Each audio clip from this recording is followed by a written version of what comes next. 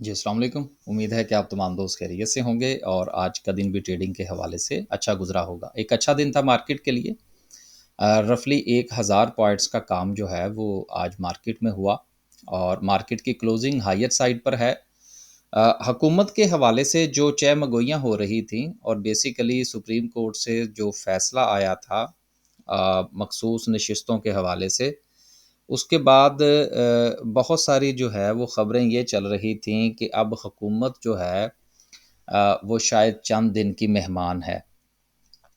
गो के पाकिस्तान के सियासी हालात के बारे में कोई भी चीज़ जो है वो ज़्यादा पुरएतमाद अंदाज़ में नहीं कही जा सकती। यहाँ तो रातों-रात कुछ का कुछ हो जाता है। लेकिन इसके बावजूद भी इस वक़्त जो सिचुएशन है, जो लटकती हुई तलवार थी मखसूस नशिस्तों के केस के हवाले से अब वो मामला आईनी तरमीम के मंजूर होने के बाद काफ़ी हद तक सिमट चुका है और हुकूमत जो है वो खासी मजबूत नज़र आ रही है। देखें हुकूमत के साथ किसी का इख्तलाफ का होना या ना होना वो एक अलग इशू है, लेकिन किसी भी मुल्क में जिस वक्त कोई हुकूमत मजबूत होती है तो उसका असर जो है वो उस मुल्क की मईशत पर पड़ता है।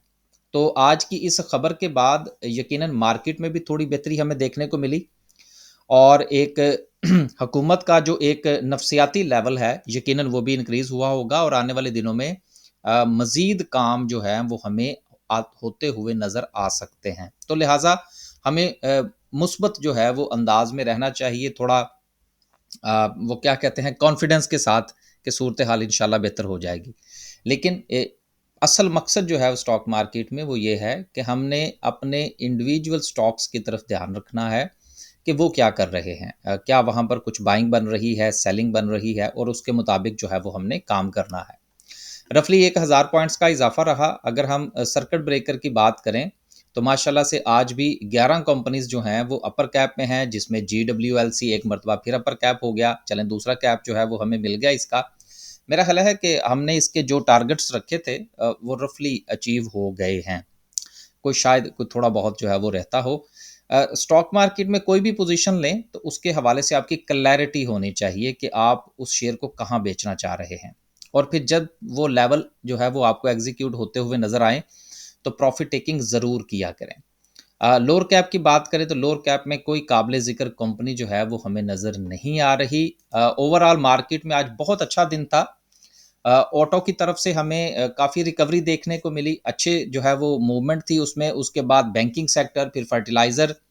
अगर हम पॉइंट्स की बात करें तो एक बड़ी जो है वो अच्छी चीज़ जो है वो देखने को ये मिल रही है कि आप मिल्लत को देख लें, यूबीएल को देख लें, अटक रिफाइनरी को देख लें तो तमाम जो हैं वो थोड़े-थोड़े से पॉइंट्स जो हैं वो ऐड करते हुए नज़र आ रहे हैं।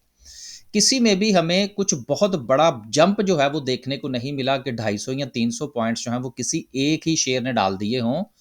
ये थोड़ा-सा अच्छा साइन होता है और इसकी तरफ जिस तरह आप यूँ समझ लीजिए कि जो पॉइंट्स हैं वो डिस्ट्रीब्यूट हुए हैं।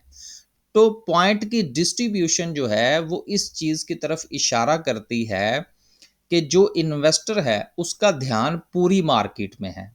वो किसी चंद मखसूस शेयर में आज जो है वो उसने अपना पैसा नहीं डाला, बल्कि वो डिस्ट्रीब्यूट हुआ है। तो डिस्ट्रीब्यूशन के नतीजे में यकीनन जो अपॉर्च्युनिटीज़ हैं उनमें भी इज़ाफ़ा होता है और हम जैसे जो छोटे ट्रेडर हैं उनके लिए भी अपॉर्च्युनिटीज़ जो हैं वो बनती हुई नज़र आती हैं। तो ये एक अच्छा साइन है कि कोई 250-300 पॉइंट्स जो हैं, जो कि गुज़िश्ता हम देख रहे थे कि एक ही शेयर के अंदर जो है वो 250 पॉइंट्स पड़ जाते हैं, तो आपका इंडेक्स जो है वो स्टेबल हो जाता है। तो आज की जो स्टेबिलिटी है, उसमें यकीनन तमाम सेक्टर्स का और उसके साथ-साथ बड़ी कंपनीज़ का जो है वो 20-20, 25-25, 50-50 पॉइंट्स का जो इज़ाफ़ा है, ये एक अच्छा साइन है। अगर हम डिक्लाइन की तरफ देखें तो सेक्टर वाइज़ देखें तो कोई ख़ास नहीं था, किसी भी सेक्टर में कुछ ख़ास हमें डिक्लाइन देखने को नहीं मिला।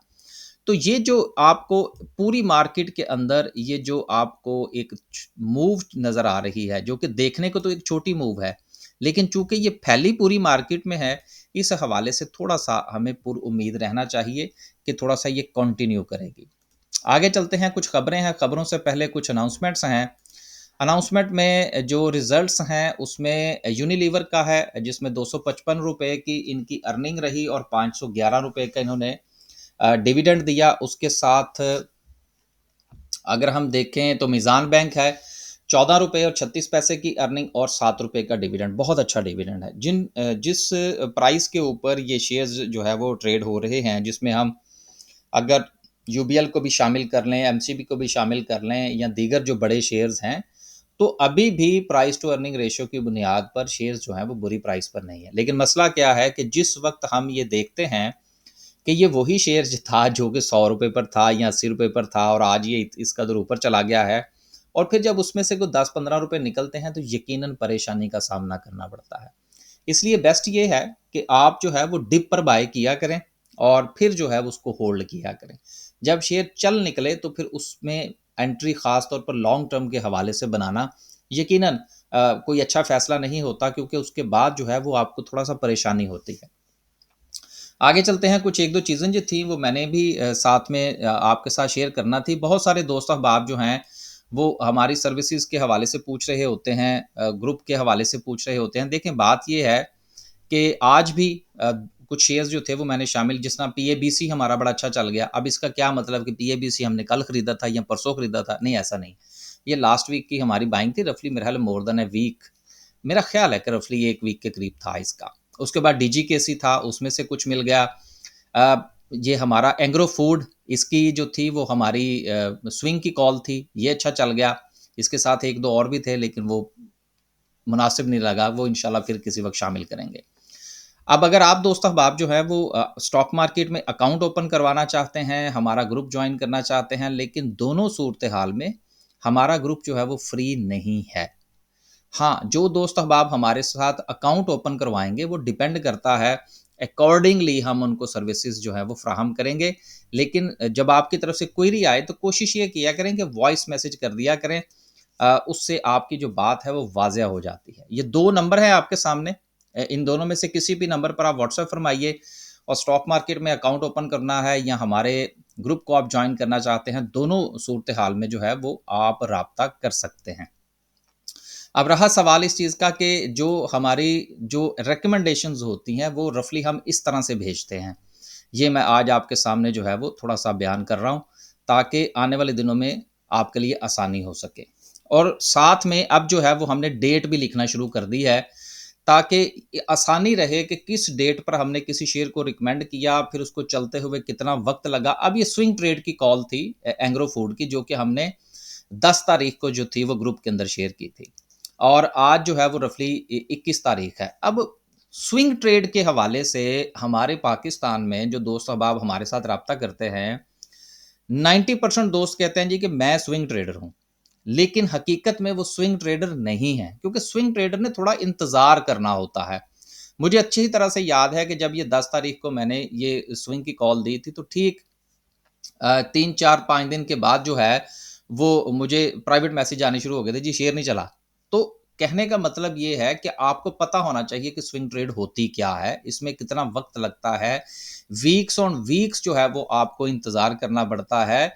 ये ऐसा नहीं है कि वो क्या कहते हैं, जिस तरह से आप मधानी चलाएँ और उसी वक़्त जो है वो लस्सी के ऊपर मक्खन आ जाए, ये टाइम लेती हैं चीज़ें। तो इस तरह से था, ये हमारी रिकमेंडेशन थी। बाकी तो और भी थी, लेकिन ये सिर्फ़ 1-2 मैंने इसलिए शामिल की ताकि थोड़ी-सी क्लैरिटी हो जाए। दूसरी एक एग्ज़ाम्पल और आपको दे देते हैं, जो कि थी अ, माफ़ कीजिएगा जी ये, जी। दूसरा जो था वो बैंक-ए-इस्लामी की थी। अब ये बैंक-ए-इस्लामी जो है, इसकी रिकमेंडेशन जो थी वो हमने दी थी रफ़ली 20/9 को। अब 20/9 से देखें तो 21/10 रफ़ली 1 महीना हुआ है। और इस 1 महीने में जो हमारी रिकमेंडेशन थी वो रफ़ली 20-21 रुपए की थी, और आज जो है वो सिर्फ़ ₹23 पर चल रहा है। अब देखने में तो लगेगा जी सिर्फ़ ₹2 का प्रॉफ़िट है। तो बात करने का सिर्फ़ मकसद ये है कि हमने जिस वक़्त कोई शेयर रिकमेंड करना होता है, तो हम इस तरह से उसकी तफ़सील भेज देते हैं, साथ में उसका चार्ट भेज देते हैं, ताकि ना सिर्फ़ के याद दहानी रहे, बल्कि जो दोस्त अहबाब इसमें पोज़ीशन बनाएँ, उनको भी आहिस्ता-आहिस्ता पता लगता रहे कि उन्होंने कहाँ पर किस तरह से एग्ज़िट लेना है, और वो उस अपनी पोज़ीशन को एग्ज़ीक्यूट कर सकें। बस जी, यहाँ तक ही था, अब चलते हैं आगे। अगली खबर जो है वो आईएमएफ के हवाले से है कि आईएमएफ ने पेशन गोई की है कि पाकिस्तान में आने वाले दिनों में जो महंगाई की शरह है वो मज़ीद कम हो सकती है। अब देखिए, महंगाई की जो रफ्तार है उसमें कमी हुई है। हमारे यहाँ दोस्त अब आप ये समझते हैं कि जी महँगाई में तो कमी हुई नहीं है, चीज़ें तो उतने की उतनी हैं बल्कि थोड़ी-सी ज़्यादा महँगी हो गई हैं। तो ये जो बात हो रही होती है जिसकी वजह से इंटरेस्ट रेट कम होने की बात होती है, इसके पीछे सिर्फ़ और सिर्फ़ ये वजह होती है कि जो रफ्तार थी उसमें कमी आई है, रुकी नहीं है या रिवर्स नहीं हुई अभी। ये ऐसा नहीं है कि ₹100 की चीज़ जो है, वो पिछले साल अगर 100 की थी और अब जो है वो आपको अगर 8% की कमी हुई है, तो वो आपको 92 रुपए की मिलेगी, वो 92 की नहीं मिलेगी। हाँ, अगर ये कमी ना आ रही होती, तो वो ₹100 की चीज़ आज आपको 120 की मिलती। तो बेसिकली महँगाई में जो मुसलसल कमी का रुझान है, इसकी वजह से इंशाल्लाह आने वाले दिनों में अब हमारा इंटरेस्ट रेट भी नीचे आ जाएगा। अगली खबर जो है वो स्टेट बैंक के हवाले से है कि इसने बैंकों को पैसा फ़राहम किया है, इस्लामिक बैंकों को भी और कन्वेंशनल को भी। अब यहाँ से ये बात थोड़ी-सी सामने आती है कि इस वक़्त जो सिचुएशन है, वहाँ से जो पैसे की जो माँग है उसमें इज़ाफ़ा हुआ है। तो ये एक अच्छा साइन है जो कि इस तरफ भी इशारा करता है कि आने वाले दिनों में सूरत-ए-हाल बेहतर हो सकती है। और जो गाड़ियों की जो लीज़िंग है, उसमें भी इज़ाफ़ा हुआ है चूँकि इंटरेस्ट रेट नीचे आया है और आने वाले दिनों में आप देखेंगे कि नेक्स्ट मॉनेटरी पॉलिसी में फिर अगेन जो कोई 150 से 200 बेसिस पॉइंट की बात हो रही है, तो उसके बाद गाड़ियों की जो लीज़िंग है, उसमें इज़ाफ़ा होगा। तो लीज़िंग जब इज़ाफ़ा होगा, तो फिर डेफ़िनेटली लीज़िंग सस्ती होगी। लोग गाड़ियाँ जो है वो लीज़ करवाएँगे, तो गाड़ियों की सेल्स में इज़ाफ़ा मुतवक्को है। अगली और आखिरी खबर जो है वो ये है कि हुकूमत ने अब जो मामला है क्लाइमेट चेंज का वो भी आईएमएफ के गले डालने का फैसला कर लिया है और आईएमएफ से कहा जाएगा जी कि हमें 2 अरब डॉलर दें, हमने अपने हालात ठीक करने हैं, हमने अपने एनवायरनमेंट के ऊपर काम करना है। हालाँकि काम इन्होंने कोई नहीं करना, सिर्फ़ और सिर्फ़ जो है वो पैसे मज़ीद हमें चाहिए इस वक़्त अपने डिपॉज़िट्स को बेहतर करने के लिए। अब चलते हैं वापस और डिस्कस करते हैं आज की कैंडल को। आज की कैंडल अच्छी कैंडल है। मार्केट जो है वो दोबारा से अपना जो है वो एक रेजिस्टेंस क्रॉस करने की कोशिश की, लेकिन उसके बाद यहाँ पर हमें प्रॉफिट टेकिंग जो है वो देखने को मिली, लेकिन कुछ ज़्यादा प्रेशर नहीं था मार्केट पर। मार्केट अभी तक जो है वो अपने शॉर्ट ट्रेंड के अंदर पूरी तरह से मुस्तहकम है, कॉन्फिडेंट है और मार्केट जो है इसकी क्लोजिंग एग्जैक्टली जो है वो रेजिस्टेंस के करीब हुई है। दूसरी बात यह है कि मुसलसल मार्केट का आवरली बेस पर अगर हम देखें तो वॉल्यूम जो है वो मार्केट को हमें सपोर्ट करता हुआ नजर आ रहा है। अब ये जितनी कंटिन्यूस कैंडल यहाँ पर बनी है, अगर आप ये पिछले 8, 10, 15 या 20 घंटों का जायजा लें, तो यहाँ पर आपको वो कंटिन्यूटी वॉल्यूम की नज़र नहीं आ रही जो कि यहाँ पर आपको नज़र आ रही है। तो जिस वक्त मार्केट में प्रॉफिटेबिलिटी हो रही थी, थोड़ा सा मार्केट जो है वो नीचे आ रही थी, उस वक्त आप ये देखिए कि वॉल्यूम उसको इतना ज़्यादा सपोर्ट नहीं कर रहा था। लेकिन अब जैसे ही मार्केट में रिकवरी है तो वॉल्यूम सपोर्ट कर रहा है, तो ये एक अच्छा साइन है। नेक्स्ट जो है वो मार्केट के पास रेजिस्टेंस अपने हाई की है जो 86,500 की है। अगर मार्केट जो है वो यहाँ से थोड़ा सा नीचे भी आती है तो अगेन यहाँ पर से मार्केट के पलटने के चांसेस जो हैं वो अपनी जगह पर मौजूद है। आखिरी बात जो है वो सिर्फ आप दोस्तों से ये है, इंडेक्स की रिकवरी यकीनन मैटर करती है, लेकिन अपना शेयर रिकवर करना बहुत ज़रूरी है। अपने शेयर्स को देखिए, उस पर बाइंग सेलिंग कीजिए, इंडेक्स के ऊपर सिर्फ नज़र रखें, लेकिन पूरी तरह से आपकी स्टडी जो है वो आपके शेयर की होनी चाहिए। इजाज़त दीजिए, अल्लाह हाफ़िज़।